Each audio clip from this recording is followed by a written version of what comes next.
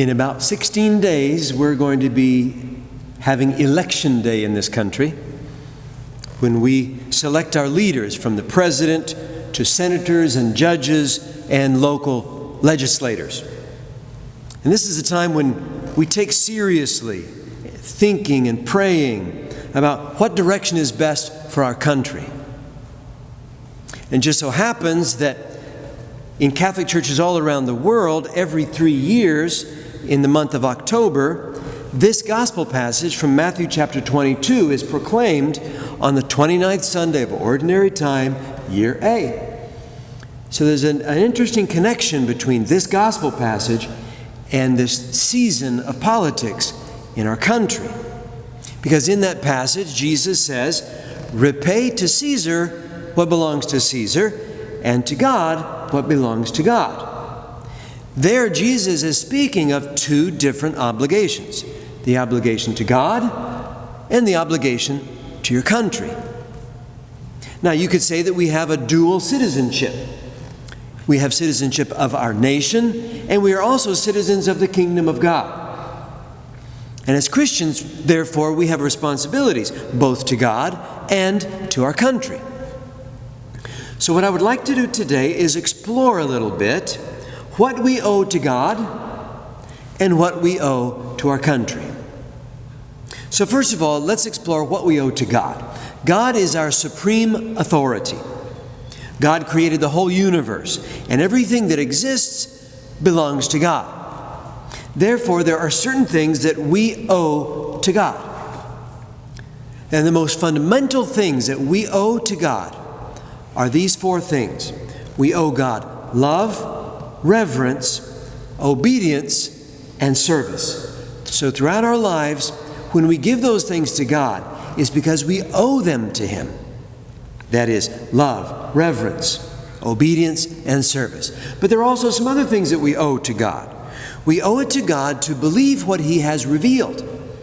And we owe it to God to worship Him in the way that He has revealed is the most pleasing to Him.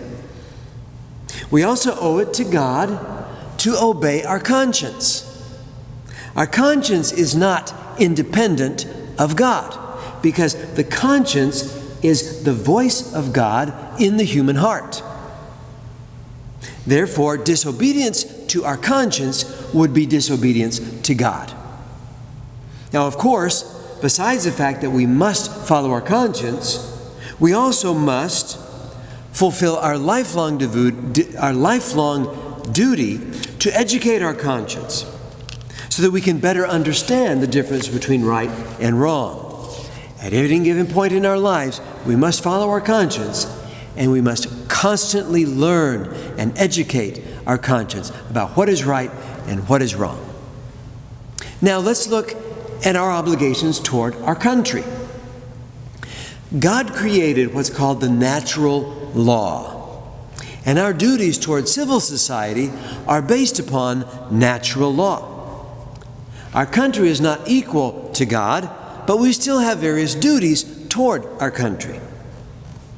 So how often do you think about your Christian responsibilities toward your country? In the first letter of St. Peter, chapter 2, he says, "Be subject to every human institution for the Lord's sake, whether it be to the king or to governors. Give honor to all. Love the community. Fear God and honor the king." So there in 1 Peter chapter 2, Peter's talking about the fact that we have certain duties toward our country.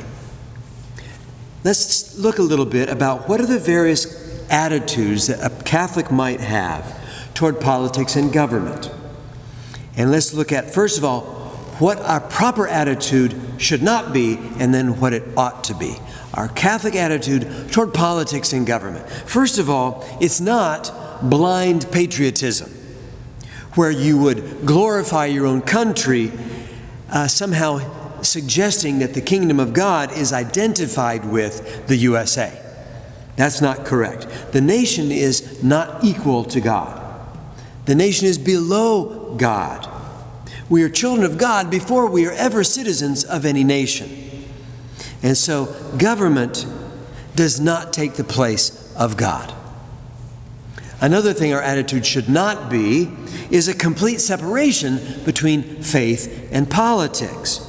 Politics and religion are not two completely isolated realms. Our Catholic faith teaches that all political decisions must have a moral component, and our faith teaches us moral truth.